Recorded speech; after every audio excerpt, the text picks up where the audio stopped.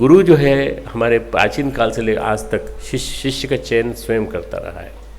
परम पूज्य गुरुदेव को चयन करने के लिए उनके पास उनका गुरु आया आंवलखेड़ा के उस कमरे में आया और आते ही उसने कहा हम तुम्हारे गुरु हैं और न जाने कितने जन्मों से गुरु हैं।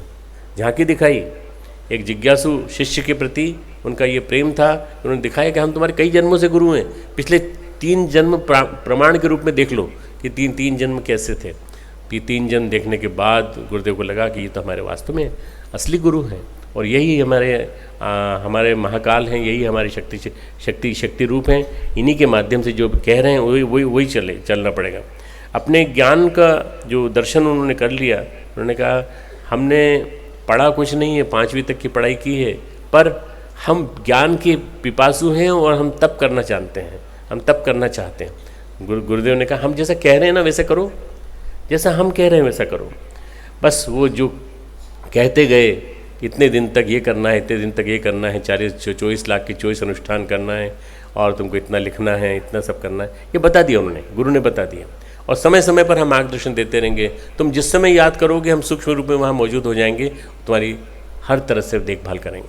मित्रों, उस दिन एक नया बीज अंकुरित हुआ, एक नए शिष्य के अंदर नया अंकुरित हुआ और उसके बाद तुरंत बाद दादा गुरु और गुरु दोनों मिल गए, एक प्रकार से एकाकार हो गए।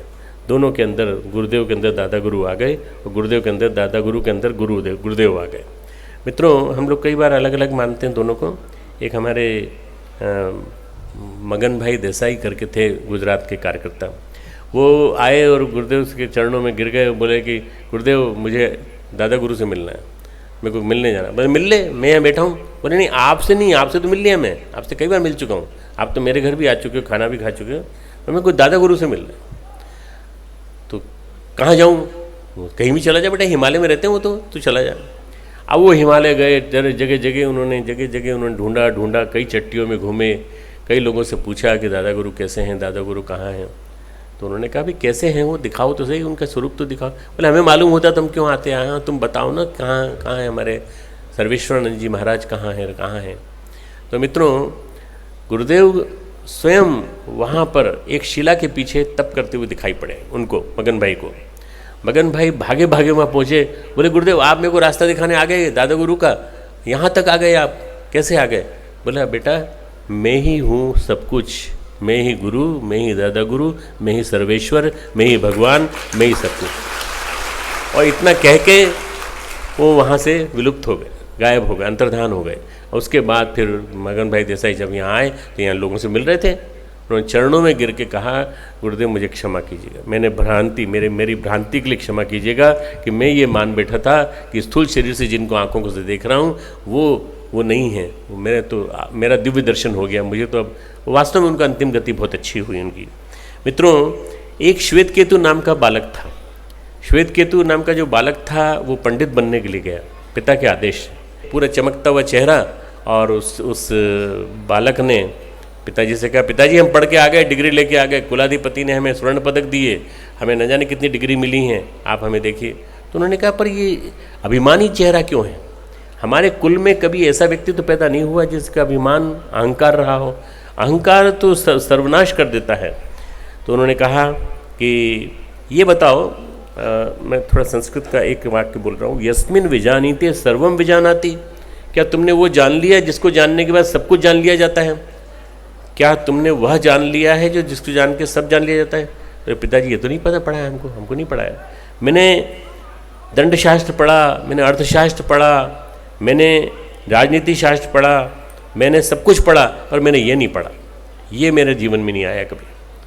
तो उन्होंने कहा आप जाओ पढ़ो, फिर से पढ़ो, फिर से तप करो, तप सौम्य, तपः सौम्यम, तपस्य सौम्यम। ज्ञानेंद्रिय का मेल छटेगा और अंदर कायेंद्रियाँ शुद्ध होंगी तो तुम्हें पता चलेगा। उन्होंने कहा पिताजी मैंने देख रहा हूँ अन्नमयम ब्रह्म। बोले इससे आगे बढ़ो। उन्होंने कहा पिताजी मैं देख रहा हूँ प्राणमयम ब्रह्म, ये इससे भी आगे बढ़ो। उन्होंने कहा पिताजी मैं देख रहा हूँ मनोमयम ब्रह्म, इससे भी आगे बढ़ो। उन्होंने कहा विज्ञानमयम ब्रह्म, इससे भी आगे बढ़ो। उन्होंने कहा आनंदमयम ब्रह्म। यस तत्वमसि, तुम वही हो श्वेत केतु, तुम वही हो। आनंदमय ब्रह्म मिलते ही उस दिन श्वेत केतु को अपने पिता सही अर्थों में गुरु के रूप में मिले और उस दिन के बाद उसका बोध हो गया। मित्रों, सद्गुरु कठिन परीक्षा में डालता है, हमेशा कठिन परीक्षा में डालता है।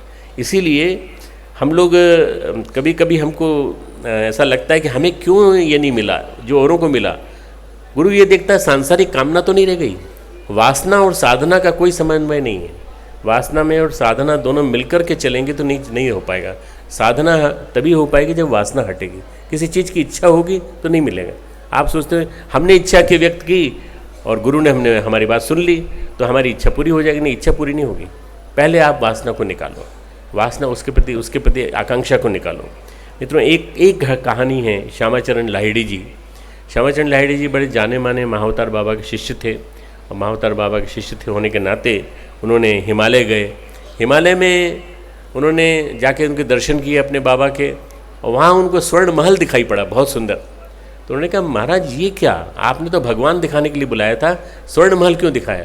तो तुम्हारी एक छोटी सी मनोकामना रह गई थी, काश कोई स्वर्ण का महल होता, काश मैं उसमें आराम कर रहा होता, काश मैं उसमें विश्राम कर रहा होता, काश मैं उसमें सारे फल ले रहा होता, सारे साधन सुख उपभोग के मिलते।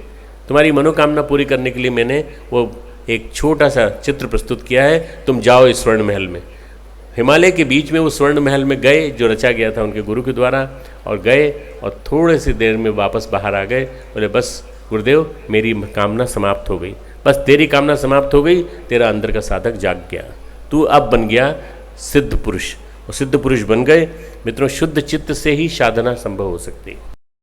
हमारे YouTube चैनल शांति कुंज वीडियो गायत्री परिवार को सब्सक्राइब करें एवं बेल आइकन जरूर दबाएं ताकि गायत्री परिवार की विभिन्न गतिविधियों की जानकारी आपको मिलती रहे।